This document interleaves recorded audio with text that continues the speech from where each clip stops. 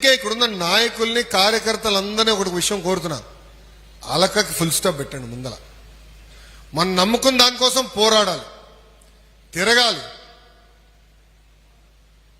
లోకేష్ ని నిలదీయాలి. అవసరం అవుతాయి. కొల్లు రవీంద్రని అడగాలి మన పన్ను కోసం.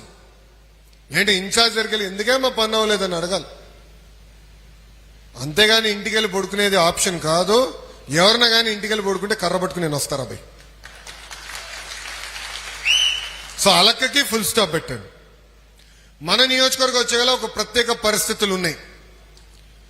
ఆనాడు చివరిలో ఒక నిర్ణయం తీసుకుని కూటమిలో భాగంగా ఈ సీటు, మన సీటు జనసేన పార్టీకి కూటమి ధర్మంలో ఇష్టం జరిగింది.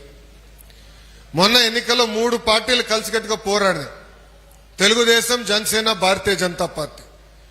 ఆనాడు 3 నాయకులు, ముగ్గురు అంటే మోడీ గారు, బాబు గారు, పవన్ అన్న కలిసి ప్రతిపక్ష ఓటు చీలకూడదు, ఇప్పటికీ రాష్ట్రం ప్రజలు చాలా నష్టపోయారు, అందుకే అందరం ఒక తాటిపైకి వచ్చి కలిసికట్టుగా పోరాడి మనం గెలుచుకుంటాం అని చెప్పారు.